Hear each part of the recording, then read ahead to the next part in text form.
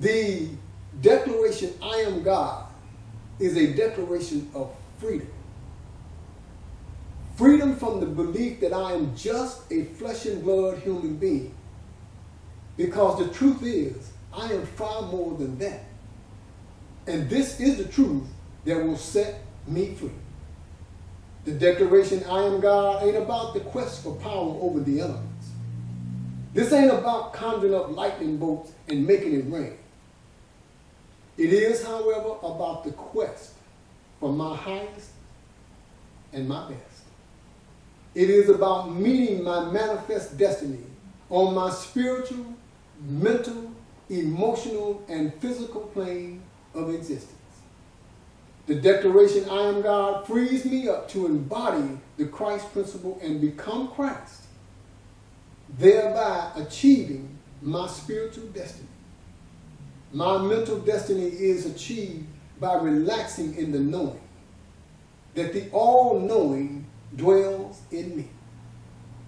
I will come to know that there are two aspects to thought, the academic and the emotional. Emotions is the power that fuels the academic. Therefore, I will release my passion at full throttle and meet my emotional destiny. My physical self is the product of my spiritual, mental, and emotional self. With my full throttle passion, powering the knowledge that Christ is a principle that I can embody, I am now free to walk the earth as God. I am God ain't about changing the government. I am God ain't about changing the school board. I am God ain't about changing the neighborhood, and it ain't about changing the world. I am God is about one thing and one thing only. It's about changing my mind. Changing my mind from the belief that I am just a flesh and blood human being to knowing that I am God. And how does one go about that? Simple. In the beginning there was the Word. The Word was God, and God was the Word.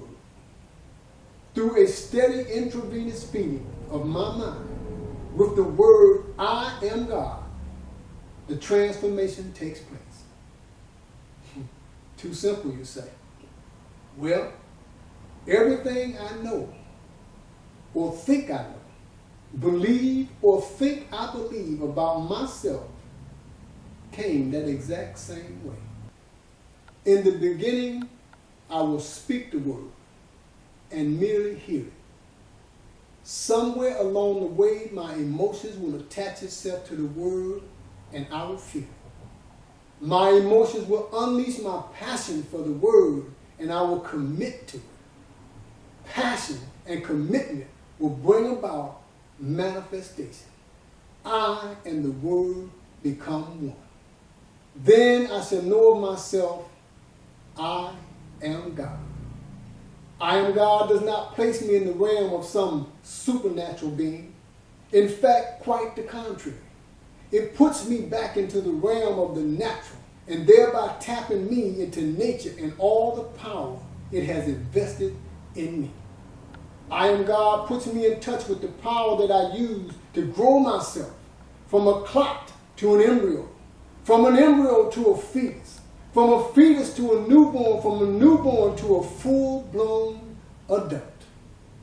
I am God puts me in touch with all the powers that were systematically taken away from me in the name of socialization and civilization. I am God restores all the wonderful powers I had as a child. The power to teach myself how to walk in spite of its awkwardness and obstacles. The power to teach myself how to speak any language spoken around me. How was I able to do these and all the many other things that amazed and baffled my parents? Simple. I was totally in touch with nature and guided by my intuition. In my natural and unsoiled state, my intuition was alive and well. Intuition is where the all-knowing, all-powerful dwells. Though I have been made to believe through socialization and civilization that intellect is my highest faculty, it is not. Intuition is my first mind. It is that mind that I usually wind up wishing I had followed after my intellect has led me wrong. Intellect is easy to deceive. Intuition, when highly tuned, will never lead me wrong. IAMGOD does not discount nor make little of the power of the intellect. It simply puts intellect in its proper order. To turn to intuition is to turn inward, where the all-knowing, all-powerful dwells. When I turn first to intuition, my intellect shines. When I turn first to my intellect, my intuition dies. I lose touch with my God self and fall from grace. It is one of the oldest stories known to man. Eve and Adam turning to the serpent of knowledge, intellect, and being kicked out of the Garden of Eden. I am born with a full measure of the all-knowing, all-power. I am born fully equipped to achieve my purpose in life. Through socialization and civilization, I am tricked out of it. Social and civil obedience dictate that I turn my back on my God-given gifts and talents for a good education and a good job. An education and a job that will maintain the status quo. How many parents have been guilty of saying to their child, you know, that talent you have is all right for something on the side or a hobby, but you can't make a living at it. You've got to get yourself a good education so you can get yourself a good job. What I have just said to my child is that what man can give her is greater and better than anything God has already given her. Now, having no social or civil order is unthinkable. But on the other hand, having a social and civil order that teaches me away from who I am is equally unthinkable. IAMGOD turns me back to who I am. IAMGOD begins to build the kingdom of God on earth as it is in heaven. I look into the heavens and I see a social order that has remained intact for trillions and untold trillions of years. No rise, no fall, because everything is doing exactly what it is supposed to do.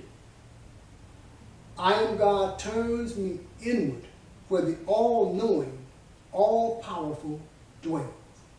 And I begin to revolve on my own axis around the all-knowing, all-powerful in perfect order. IAMGOD taps me into the natural order of things and all its power. IAMGOD releases the all-knowing, all-powerful in me, and my life becomes the miracle it was meant to be. I am Jawahenti, and this is the IAMGOD Revolution. Jawahenti, a new mind for a new time.